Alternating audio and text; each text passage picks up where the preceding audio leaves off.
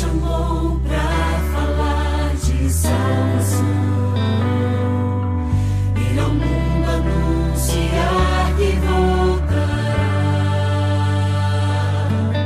E parece incomum a razão da minha fé. Como pode alguém ainda ser fiel?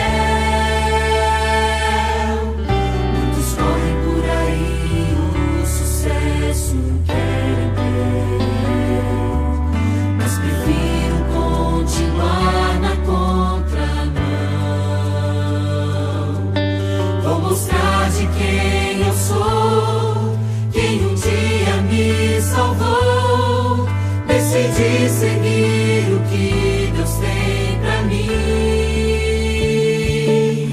Se Jesus no coração for incomum, incomum eu quero ser até o fim. Eu não posso resistir ao seu amor, que me abraça com a força do perdão. Se ouvir a sua voz é incomum, incomum, então eu sou de coração. Eu entrego tudo aquilo que eu sou. Vem fazer, ó Pai, tua obra incomum em mim.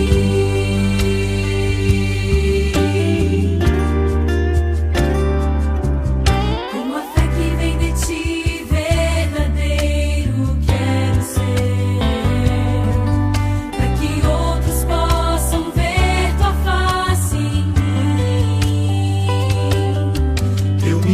Ao teu poder, vem usar o meu viver. Se mandares tua voz, irei seguir. Se Jesus no coração for incomum, incomum eu quero ser até o fim. Eu não posso resistir ao seu amor, que me abraça com a força do perdão. Se ouvir a sua voz é incomum, incomum, então eu sou de coração. Eu entrego tudo aquilo que eu sou. Vem fazer, ó Pai, tua obra incomum em mim. Se ouvir a sua voz é incomum, incomum, então eu sou de coração. Eu entrego tudo aquilo que eu sou. Vem fazer, ó Pai, tua obra incomum em mim.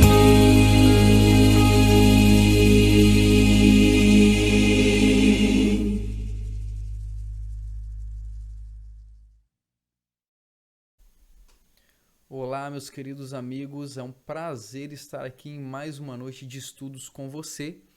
E hoje o tema ele é uma besta que sobe da terra. Semana passada estudamos sobre a besta que sobe do mar e esse estudo é sobre a besta que sobe, que emerge da terra. Mas antes do estudo começar, eu convido você a curvar a sua fronte para falarmos com Deus e pedirmos sabedoria para Ele, para entendermos aquilo que Ele quer nos falar essa noite. Ok? Curve sua fronte, vamos orar. Querido Pai de amor e de misericórdia, estamos aqui, Senhor, te pedindo por sabedoria, que os seus santos anjos se acampem ao nosso redor e que o teu Espírito Santo ilumine a nossa mente para que possamos entender as verdades que o Senhor quer nos transmitir. Esteja conosco, perdoe os nossos pecados, em nome de Jesus. Amém. Muito bem, meus queridos, vou colocar aqui para vocês os nossos slides. Está aí. O tema, como já falei, uma besta que sobe da terra. E lembrando que ainda estamos no capítulo 13. Se primeiro o Apocalipse ele vai falar da besta que sobe do mar, em seguida, em sequência, ele fala dessa besta que sobe da terra. E vamos ler aí, primeiramente, Apocalipse, capítulo 13, verso 1. Só relembrando que nós já estudamos semana passada e que fala que via emergir do mar uma grande besta que tinha 10 chifres e 7 cabeças, e sobre os chifres 10 diademas, e sobre os diademas e sobre as cabeças nomes de blasfêmia. E nós descobrimos que a blasfêmia é se colocar no lugar de Deus, é alterar a lei de Deus, e isso tudo está gravado para você. aí no nosso YouTube, você pode rever essa aula. Seguindo aqui a besta que sobe do mar, nós temos aí a besta que sobe da terra. O que seria essa besta? Vamos lá ao nosso estudo, lendo aí, começando com Apocalipse capítulo 13, verso 11, que fala assim: vi ainda outra besta emergir da terra. Possuía 2 chifres, parecendo cordeiro, mas falava como dragão. Então, peraí, se mar significa o lugar numeroso, o lugar de vários povos, então terra é algo menos povoado. Como que isso vai se encaixar? Vocês vão entender. Esse poder, inclusive, que se levantou de um local isolado, de um local com poucas pessoas, ele possuía 2 chifres, e isso vai ficar mais claro daqui a pouco para você. Mas olha só, Apocalipse, ele é simbolismo. Você tem todo um simbolismo envolvido. E além desses chifres, o outro simbolismo aqui, ele está falando que ele parecia o quê? Um cordeiro, mas ele tinha ele falava como o dragão. Então, peraí, Jefter, se ele parecia algo e fazia outra coisa, é porque esse animal, essa besta que sobe, provavelmente ela está enganando o povo. Ela finge ser alguém que não é e depois fala como o dragão. E nós iremos aqui analisar de quem a profecia ela está falando.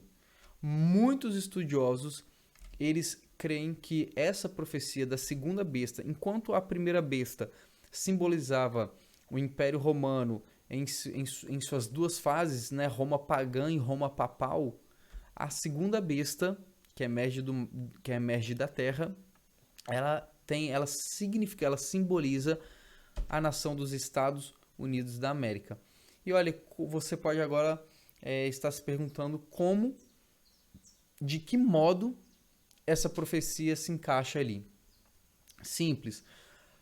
Primeiro que esse poder ele surge de um local pouco povoado, lembre-se disso, e quando os pais peregrinos chegaram na nação dos Estados Unidos, não havia muita gente ali. Então, primeiro ponto, eles chegaram em um local pouco povoado. E vamos só voltar um pouco na história, até antes deles chegarem a esse local, que hoje são os Estados Unidos. Lá, na primeira besta, lembra que o povo foi perseguido por 1260 anos. Por esse período de tempo, o povo de Deus ele foi perseguido, ele foi massacrado pelo poder religioso daquela época lá na Europa, e muitos cristãos começaram a tentar fugir, e eles foram desbravando a Europa até que chegaram ali em um local um pouco mais ao norte da Europa e tiveram a ideia de sair da Europa. Se ali eles estavam sendo massacrados, então estaria na hora de mudar. Se eles não podiam combater aquela força que estava matando o povo, eles tinham que sair dali. O que eles fizeram? Pegaram um barco, e esse primeiro barco, o Speedwell, eles foram até o sul da Inglaterra. Porém, era um barco frágil, não iria conseguir seguir viagem para outro local. Então, eles arrumaram um outro navio, um outro barco, chamado Mayflower. E essas pessoas, esses protestantes, esses cristãos, embarcaram, navegaram, cruzaram o Oceano Atlântico até chegar nas terras que hoje conhecemos por Estados Unidos da América. Eles são considerados os pais peregrinos e durante 1260 anos o povo estava sendo massacrado. Esses pais peregrinos falaram que não iriam mais aguentar e foram embora da Europa. Chegando ali, cruzando o Atlântico com Mayflower, eles aportaram nas terras americanas e começaram então a cruzar, a povoar o que hoje nós conhecemos como os Estados Unidos. Eles chegaram lá em uma quinta-feira, em novembro do ano 1620, E nesse ano, ou melhor, nessa data, toda quinta-feira, lá nos Estados Unidos, hoje ainda, se comemora o Dia de Ação de Graças, que é uma festa, um feriado americano em agradecimento aos pais peregrinos por terem chegado e desbravado a terra americana. E, seguindo em frente, chegando lá, os pais peregrinos nesse ano de 1620, vocês podem ver que lá existe uma pedra em Plymouth que está escrito o ano, está lá na pedra gravado o ano em que eles chegaram, e tem uma réplica do Mayflower, que foi a embarcação que trouxe eles da Europa fugindo da perseguição. Inclusive, foi um pastor que liderou esse povo que veio no Mayflower até os Estados Unidos. Como já disse, todos eles fugindo da perseguição papal, da perseguição religiosa, que levou muitos até a morte. Dali em diante, os Estados Unidos eles foram avançando, e com 17 colônias aproximadamente, chegou um tempo, né, que eles tinham 17 colônias, e finalmente eles conseguem, em 1776, a sua independência. E essa independência veio com a elaboração da Constituição, ou seja, os Estados Unidos ele foi colonizado em um local não povoado por um povo que estava fugindo da perseguição da primeira besta lá na Europa, que ficou no poder por 1260 anos. Cristãos que estavam fugindo, sendo perseguidos, e fugiram e encontraram o continente americano. E olha só, a independência americana nesse ano de 1776 trouxe consigo um ideal. Eles tinham na cabeça deles um ideal, e esse ideal era esse daí que vocês estão vendo. Um país sem rei e uma igreja sem papa. Esse era o lema deles. Por quê? Eles estavam fugindo disso. Então, obviamente que eles não iriam aceitar novamente essa dominação de um poder religioso que subjugasse eles, inclusive, à morte. Então, esse era o ideal, esse era o sonho dos pais peregrinos para aquele sistema democrático em que eles se instalaram, que eles tentaram, né, instalar, já chegando ali. E eles queriam que Estado e Igreja fossem divididos. Não havia ali mais espaço para a mescla entre Estado e Igreja. E, de fato, o discurso dos presidentes sempre tem sido por esse viés. Por exemplo, Thomas Jefferson, ele disse o seguinte: desde que uma pessoa tem o direito de escolher sua própria religião sem pagar o preço da discriminação, nenhum teste de religião será requerido como qualificação para qualquer posição pública nos Estados Unidos. Então, é como se os Estados Unidos dissessem: nós não queremos a união da igreja e Estado, e o Estado não governa sobre a igreja, e a igreja não legisla sobre o Estado. Então, são coisas totalmente separadas. E aí vem o segundo ponto. Se eles dividiram isso, eles foram um povo, a besta que emerge da terra, poucas pessoas, eles chegam a um local com poucas pessoas, e já separam desde então Estado e Igreja. Os dois chifres. Chifre, biblicamente, como nós já estudamos, remete a poder. Então você tem dois poderes separados um do outro. Ambos têm poderes, porém são bem distintos, eles são bem separados. Você tem essas funções, você tem essas funções, então. O poder religioso e o poder civil se separam ali. Então, os dois chifres desse animal que surge da terra. E lembrando também que a aparência dele de cordeiro é porque hoje, desde aquela época, há um discurso de liberdade religiosa, liberdade de direitos, né, sendo respeitados. Mas quando é que, então, essa nação que hoje aparenta ser um cordeiro vai falar como um dragão? Vamos ver isso hoje dentro desse capítulo 13. E avançando aqui, em Apocalipse 13:12, está escrito assim: exerce toda a autoridade da primeira besta na sua presença. faz com que a terra e os seus habitantes adorem a primeira besta, cuja ferida mortal fora curada. Então a primeira besta e a segunda besta. A primeira emerge do mar e ela foi ferida. E aí vem a segunda besta, que ela vai dar o quê? Fazer com que os habitantes da terra adorem a primeira besta. Então, vendo por esse ângulo aí, nós entendemos que os Estados Unidos, como sendo a segunda besta, levarão as pessoas, os habitantes da terra, a adorarem a imagem da primeira besta, que foi o quê? Curada da sua ferida. Mas você pode estar se perguntando agora, Jeff, então como que isso é possível? E tem a ver, eu vou explicar, isso tem a ver muito com a união próxima dessas duas potências, Vaticano e Estados Unidos. Ambos, eles se juntam para ter um poder mais forte ainda do que eles já têm separadamente. E lembra que eu tinha falado no nosso último encontro que o Apocalipse, a questão do grande conflito entre o bem e o mal tem a ver com a adoração?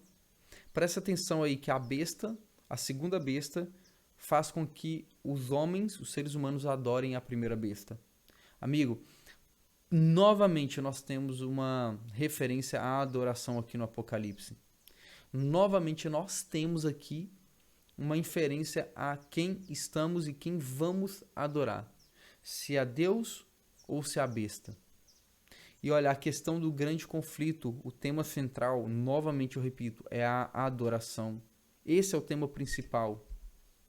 E avançando aqui, o Apocalipse 13, ele fala desse conflito de adoração, esse conflito de interesses em adoração ou a Deus ou ao besta, ao inimigo.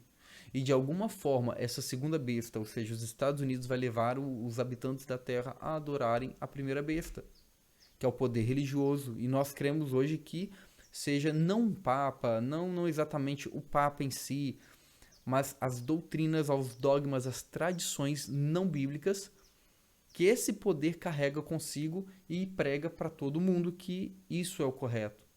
Então, de alguma forma, os Estados Unidos vai criar leis que levarão pessoas a adorarem o papado, a adorarem as doutrinas da Igreja Católica Romana, e nós veremos isso se cumprir na profecia. A união dos poderes entre as duas bestas, ele é inevitável e é profético.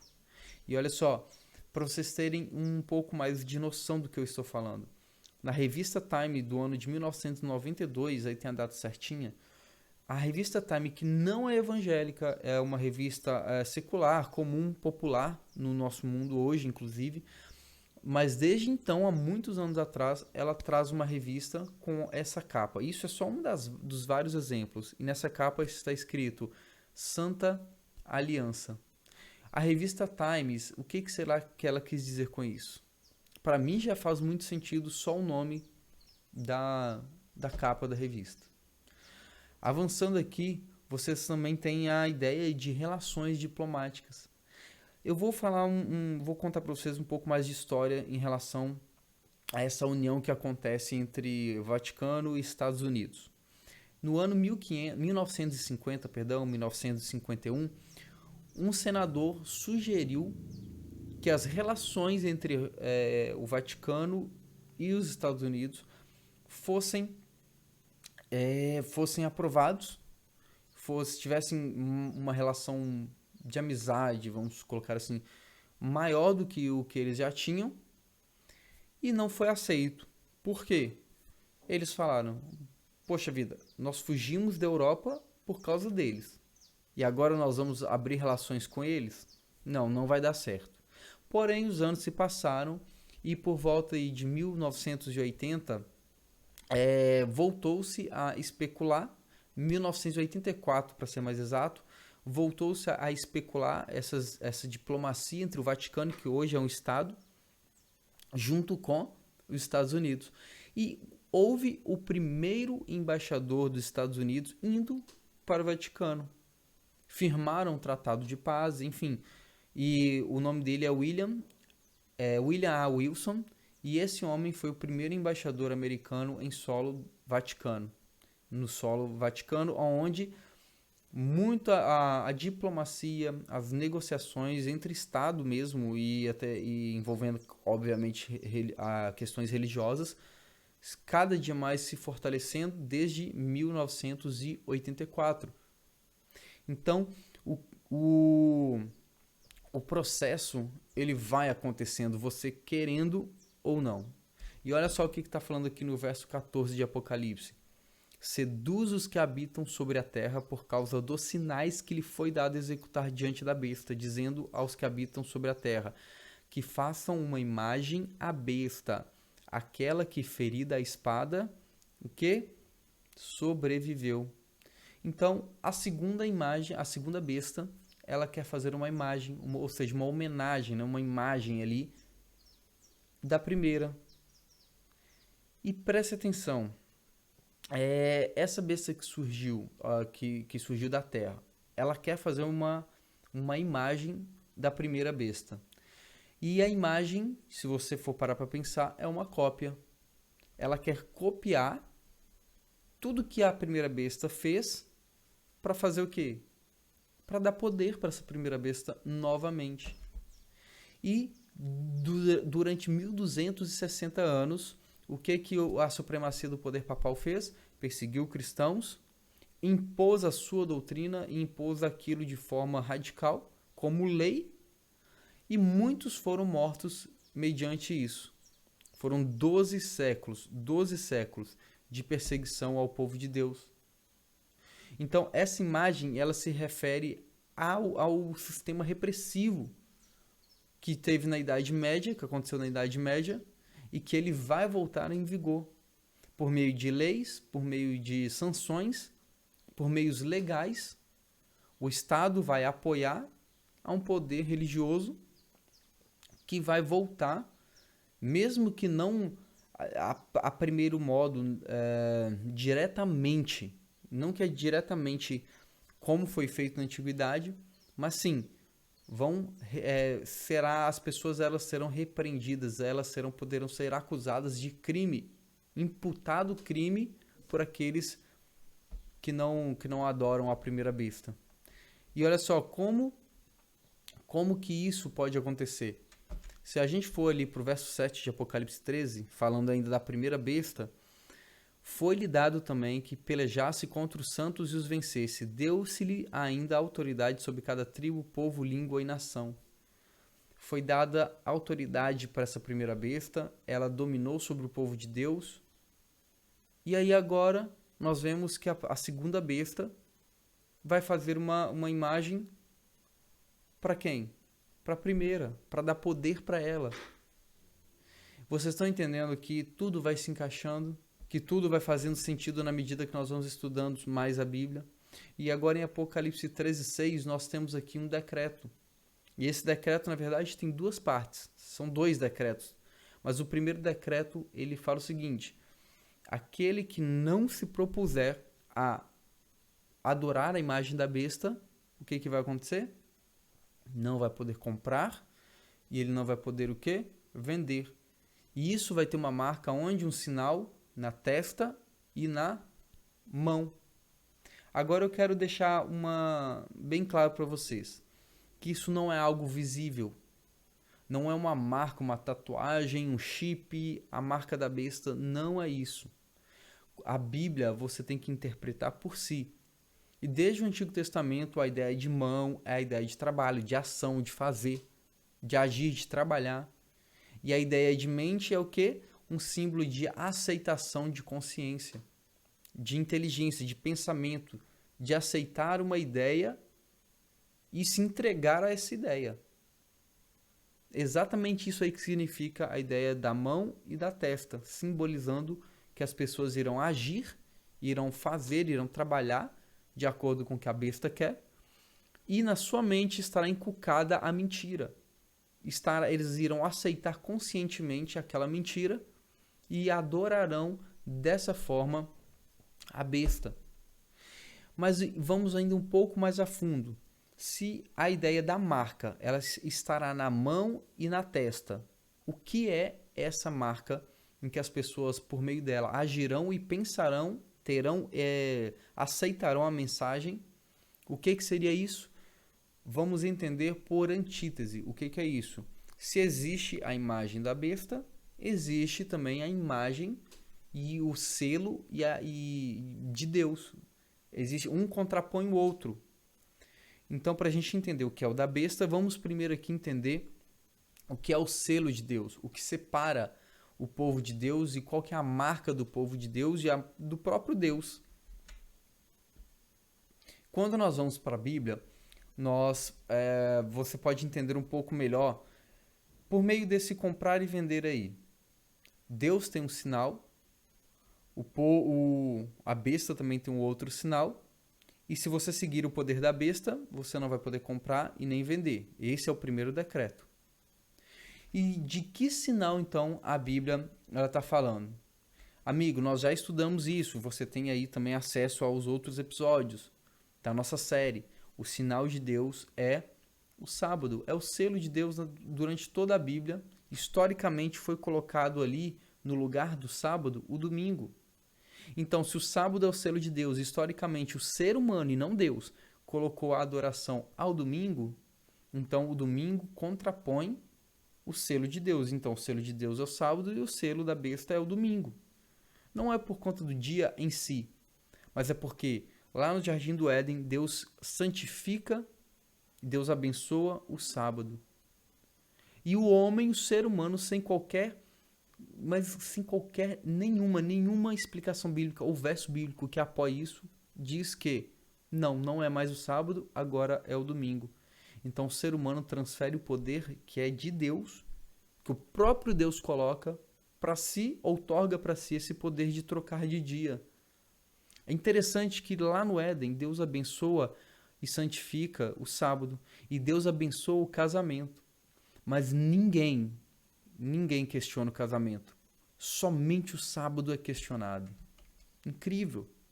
Então, se o sinal de Deus é o sétimo dia, o sinal da besta é o domingo, por meio do número 666, que nós veremos à frente. Então só existe uma coisa, uma doutrina, uma crença que veio para ocupar o lugar do sábado, que é a doutrina do domingo. Então lembra que eu disse para vocês que a questão do confronto final, do grande conflito, está relacionado à adoração a Deus? Pois então, quando você tira o sábado, você tira Deus como criador, você tira Deus como doador da vida. Você simplesmente pega um pedaço da Bíblia e joga no lixo. Então essas duas marcas que vocês estão vendo aí, elas estão em oposição. Amigo, eu já mencionei esse documento, a Carta Apostólica, a encíclica papal de João Paulo II, onde ele fala que a igreja tem poder para mudar de dia. E ali é um documento que claramente fala que foram eles, os seres humanos, homens, e não Deus, os quais Deus nunca deu essa autoridade e nunca pediu, alteram o dia de guarda. E olha só, eles dizem que é porque Cristo ressuscitou no primeiro dia da semana. Você não tem nada falando que porque Cristo ressuscitou no primeiro dia, que devemos guardar aquele dia. Pelo contrário, Cristo morre na sexta-feira antes do pôr do sol. Se Deus quisesse quebrar isso, ele não teria morrido antes do pôr do sol da sexta-feira. Ele morreu antes do sábado. E Jesus, mesmo morto, ele fica um dia. Ele poderia ter ressuscitado na mesma hora. Quando na cruz do Calvário Jesus morre, ele paga o preço do pecado. Ele não precisava ficar um dia na tumba. Ele podia ter ressuscitado na hora, mas não fez porque ele guardou o sábado. O apóstolo Paulo, que é um dos maiores escritores do Novo Testamento, em momento nenhum, Paulo ele vem e ele fala que ele vai guardar agora o domingo. Amigo, você pode ver vários textos, como por exemplo Atos 16, 23, Atos 17, 2, ou então Atos 18, 4, e o apóstolo Paulo está fazendo o que ali? Guardando o sábado. Paulo era considerado o apóstolo dos gentios. Vocês não acham que se tivesse mudado alguma coisa, ele não teria guardado o domingo para dar o exemplo? Amigo, Não dá para acreditar que o sábado foi transferido para o domingo. Não há espaço na Bíblia. O sábado foi mencionado mais de 100 vezes como dia de adoração e o dia do Senhor. Então não existe essa de, porque Cristo ressuscitou. Veja bem, os apóstolos guardaram o sábado.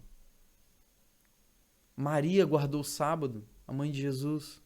O próprio Cristo guarda o sábado. Você não vê em nenhum momento ele quebrando o sábado. O que Jesus faz é trazer o real sentido do sábado que havia se perdido. Muitos ali, os fariseus, em sua hipocrisia, guardavam o sábado, mas não amavam ao próximo. Criaram leis extras para guardar o sábado e que não fazia sentido. A guarda do sábado, um assunto para outro momento, mas ela tem um outro significado e que Jesus trouxe e ressignificou o sábado, mas não aboliu ele. Você não vai achar isso na Bíblia. E olha só, de fato, essa mudança do sábado para o domingo, inclusive, começa no 4º século com Constantino, nós já falamos também, e a partir dali, isso começa a tomar o quê? Mais força a cada dia mais. E no verso 15, olha o que está falando em Apocalipse 13:15. E lhe foi dado comunicar fôlego à imagem da besta, para que não só a imagem falasse, como ainda fizesse morrer quantos não adorassem a imagem da besta. E olha só, se nós temos no primeiro decreto que aqueles que que não têm a imagem da besta não vão poder comprar e vender, o segundo decreto é o quê? Que eles iriam ser réus de morte. Quem que trouxe perseguição religiosa no passado? A igreja romana.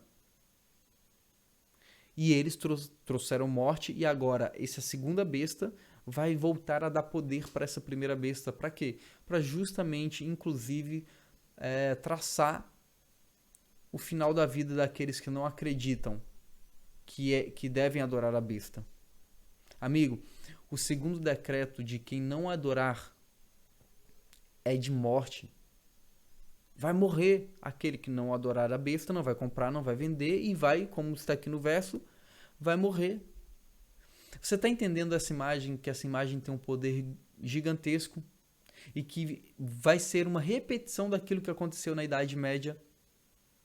Primeiro, se você não aceita o domingo, você não vai aceitar o domingo como dia de guarda, alguma coisa vai acontecer. Você não vai poder comprar e vender. Como isso funciona, a Bíblia não revela, e eu não vou ficar especulando aquilo que a Bíblia não fala. Seria desonesto falar o que a Bíblia não fala. Não é um chip, não é invenções humanas, que às vezes vira doideira, vira uma loucura, que muita gente prega por aí. A Bíblia simplesmente não fala como vai ser. Nós temos até um ponto, chegamos até um ponto que não podemos avançar. O que nós sabemos é que vai acontecer. E se você não adorar a marca da besta, o que vai vir? Morte. Você vai morrer. Amigo, não é lógico. Não é lógico. Muita gente fala, mas o Apocalipse é muito difícil de entender. Como que Deus, um Deus de amor, coloca na Bíblia, no livro dele, aqui dentro desse livro sagrado que ele deu, algo que você não vai entender? A Bíblia de Deus, olha só, o livro de Apocalipse, a revelação. Não é a ocultação, é a revelação de Deus. Para mim e para você. Está entendendo? Você está entendendo onde nós queremos chegar? E agora, resumindo, nós falamos a respeito do selo de Deus, que é o sábado. Em contraponto ao sábado, vem o domingo, que os homens fizeram isso, os homens trocaram o dia do Senhor, e não foi algo bíblico. Os apóstolos não guardaram o domingo, guardaram o sábado, durante todo o Novo Testamento. E o sábado foi dado antes do povo judeu, 2 milênios antes do povo judeu existir, inclusive. Foi dado para Adão e Eva. Então esse papo de que foi dado para o povo de Israel é baboseira. É falar sem saber. E eu li para vocês em outro dia, inclusive, Ezequiel 20:20, que fala assim: também lhe dei os meus sábados para servirem de sinal entre mim e vós. Tem vários versos, esse aí é só mais um. O sábado é o quê? Um sinal entre Deus e o povo dele. Então, se o sábado é o sinal, o contraponto é o domingo. E quando que isso vai ser? Hoje o domingo ainda não é exatamente a marca da besta, porque não há uma imposição legal. Ele se tornará uma marca quando houver uma imposição legal, uma legislação sobre as pessoas, que irá começar com certeza nos Estados Unidos e isso se estenderá em todo o mundo. Quer dizer então que eu posso adorar o domingo enquanto isso não acontece? Não. O sábado é o sábado do Senhor, o domingo é o domingo. Não há. Alguns adoraram o domingo em ignorância, não sabiam. Então Deus vai levar isso em consideração. Mas você que está assistindo esse vídeo sabe hoje qual que é o dia para se guardar. E se você continuar guardando o dia errado, obviamente será cobrado por isso, porque você não é mais inocente perante Deus por aquilo que você conhece. Então, meu amigo, a profecia diz que há 2 decretos. Um que não poderá vender nem comprar e o outro que vai ser um decreto de morte para aqueles que não tiverem a marca da besta, que é a adoração a um poder religioso que prega que o domingo é o dia do Senhor, que ela mesma mudou. Isso pode ficar um pouco mais claro com o estudo anterior.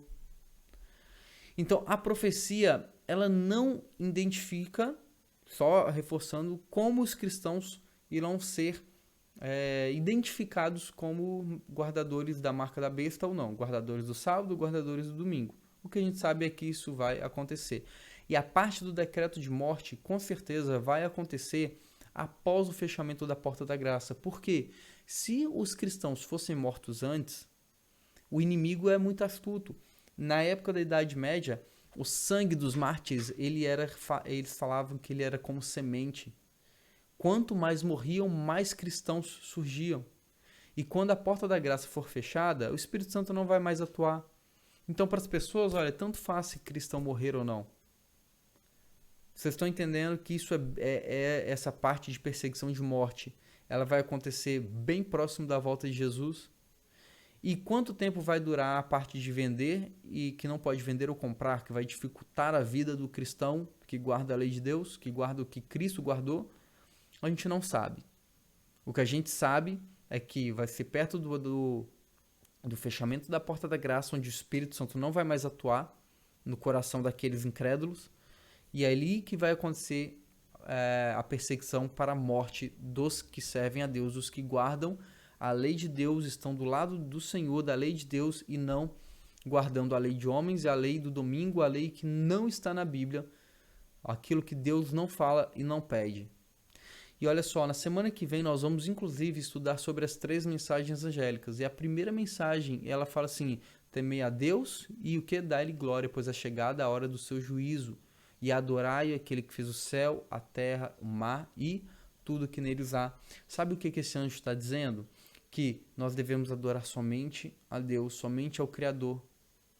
Amigo, há no capítulo 14, que nós ainda vamos estudar, um convite para adorarmos a Deus. E no capítulo 13, há uma advertência do que é a marca da besta. Aquilo que vai ser, muitos irão trabalhar no sábado, agirão contra o povo de Deus, ou seja, a mão, e na mente deles estará o quê? Bem explícito que o domingo é o dia de adoração. Então, pela consciência deles, eles aceitarão conscientemente a mentira.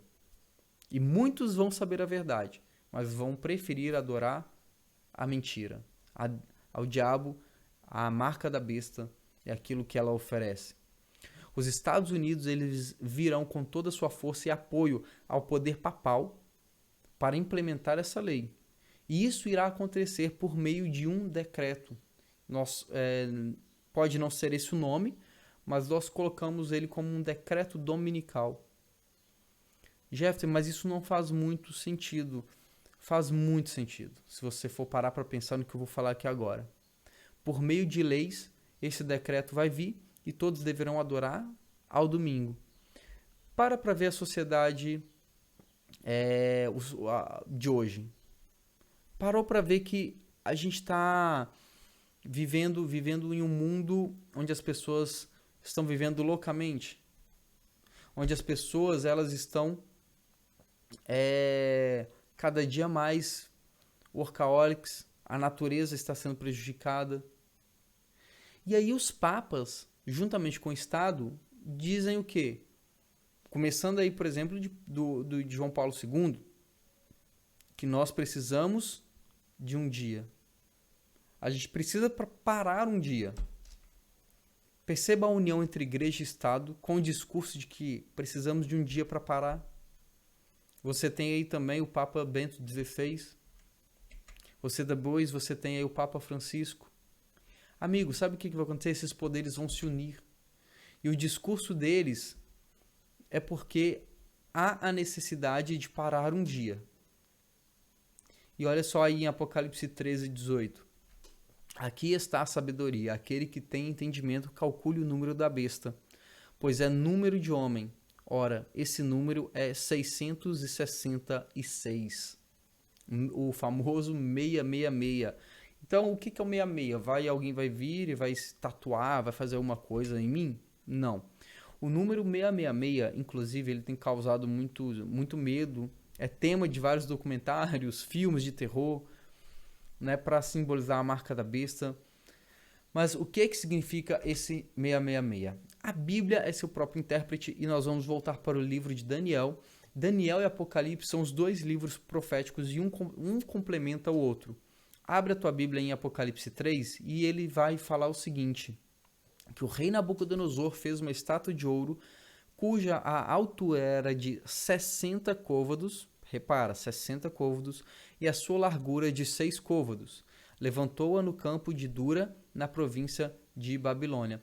Aqui nós temos uma experiência, esse capítulo conta a experiência dos amigos de Daniel, onde eles foram convidados para adorar a estátua que o rei Nabucodonosor criou, em homenagem a si, em homenagem a ele como Deus, porque no capítulo anterior Daniel tinha tido uma visão.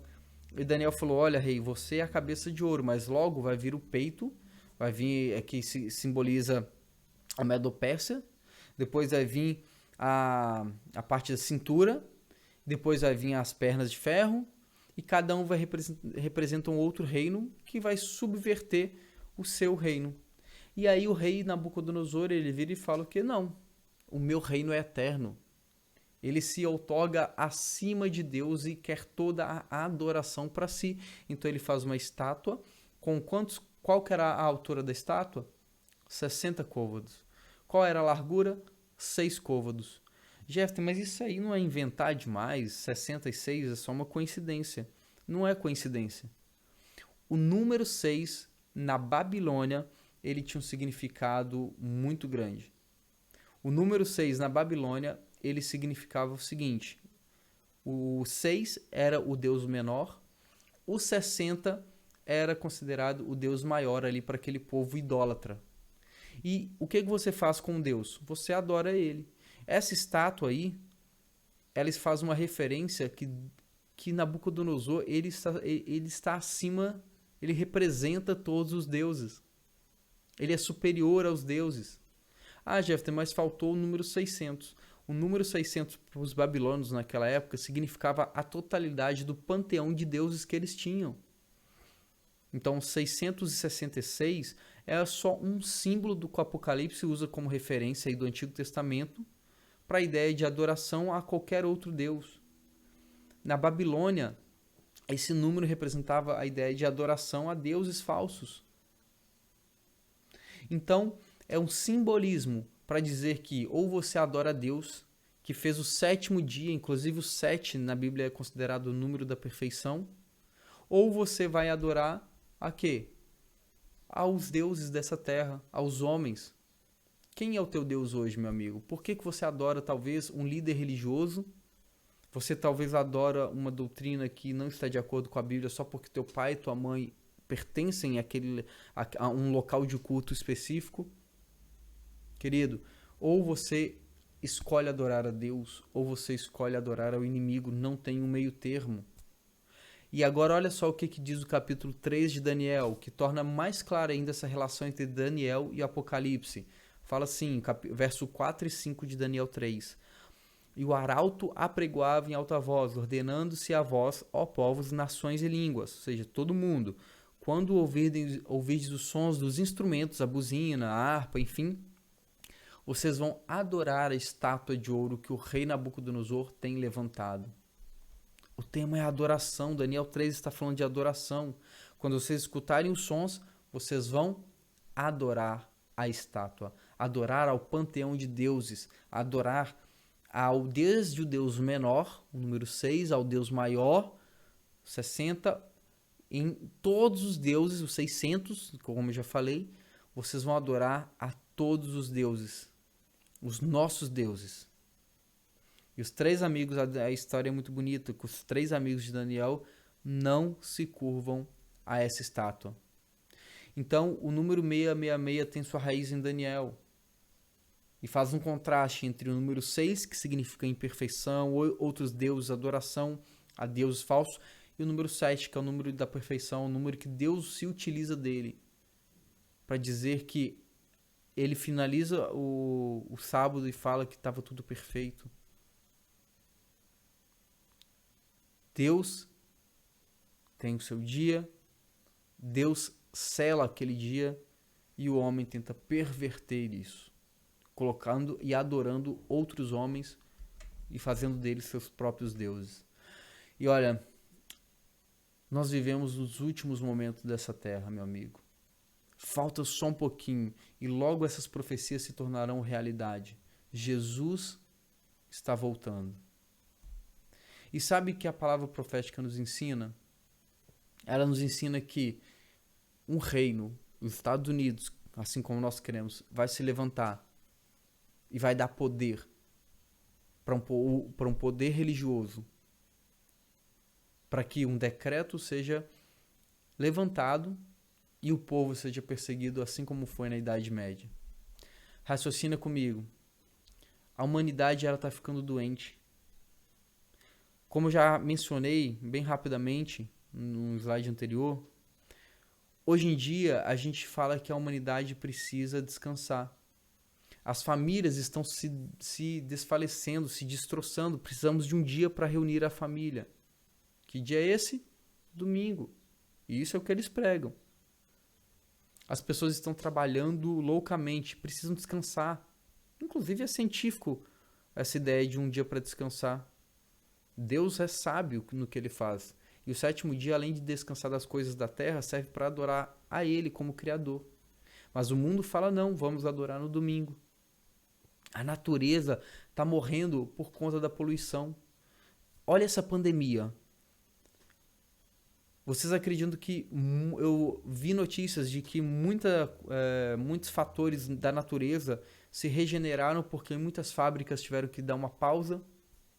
Então eles vão falar o quê? Se a gente fizer isso um dia por semana, a gente bota todo mundo para trabalhar no sábado, no domingo a gente para e tá tudo certo. Questões ambientais vão influenciar, inclusive existem artigos na internet que falam sobre essas questões ambientais e o decreto dominical. Amigo, você está entendendo qual que é a proposta desse decreto? Como eu disse, pode não vir com esse nome. A gente colocou esse nome para identificar.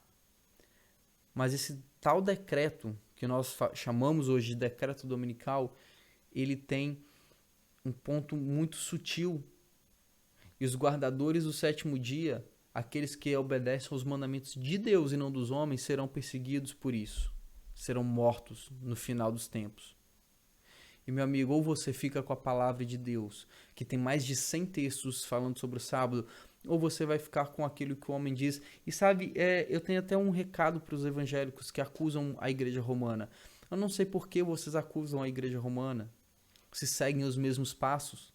O porquê que, sabe, um fato interessante. Muitos são contra, por exemplo, a igreja romana, mas no domingo, o domingo é o dia de adoração dessas igrejas neopentecostais, protestantes. Muitos falam das doutrinas de mas existe um ponto em comum de todas: o domingo. Já parou para pensar nisso? Que você discorda, um protestante que vai aos domingos assistir o culto, fala que não pode adorar santos da igreja católica, mas no domingo eles estão em comum acordo. Já pararam para pensar nisso? Amigo, o domingo é um ponto de encontro daqueles que não querem obedecer aos mandamentos de Deus, independente de placa de igreja. Assim como independente de placa de igreja, o sábado é o dia do Senhor. Não é por igreja, mas é por Deus, pelo mandamento, pelo que está escrito na palavra dele, pelo amor do Senhor. E aqui eu quero dizer que Jesus ele declara para que nós possamos buscar a verdade. Em João 8,32, por exemplo, diz que conhecereis a verdade e a verdade vos libertará. Você quer aceitar a verdade, você quer viver, ser livre em Cristo, na verdade que Cristo prega, você precisa então ser honesto com esse tema. Amigo, você não pode só confiar na minha palavra. Vá pesquisar. Cristo irá iluminar a mente daqueles que buscam a verdade de coração. Cristo vai te ajudar. E olhe, repare no cenário mundial que nós vivemos hoje. Está ou não havendo essa aproximação entre Estado e Igreja? Está ou não o mundo caminhando nessa direção que nós estamos colocando aqui? Deus está chegando para você agora num tempo de paz, um tempo onde você e eu temos liberdade religiosa. Sabe, nós vivemos em um país livre, nós vivemos em um país em que você pode adorar a quem você quiser, mas um dia isso vai acabar. Mas hoje, eu pergunto para você sobre a questão do conflito final, a quem você vai adorar? A Deus, ao Criador ou à besta? Ao Deus que tem todo o poder ou ao inimigo? Quem ocupa espaço no teu coração? Sabe, essa é uma pergunta que você tem que se fazer todos os dias. Não espere, meu amigo, um outro destino sem ser aquele que você permitiu que Deus traçasse para você. E Deus hoje ele nos convida. Em Isaías 1,18 fala que vem cá, vamos conversar. Arrazoemos, vem, vamos conversar. Eu quero dar uma terra para vocês que emana leite e mel. Mas vocês não me adoram. Vocês não estão me adorando como eu pedi. E, meus queridos, a nossa experiência cristã, ela não se limita apenas às coisas dessa terra. Seja sincero com você, você quer seguir a verdade ou você quer seguir o que é mais fácil? Sabe, nós estamos nos preparando aqui para uma eternidade com Deus. E no céu, não é que Deus não quer que as pessoas estejam lá.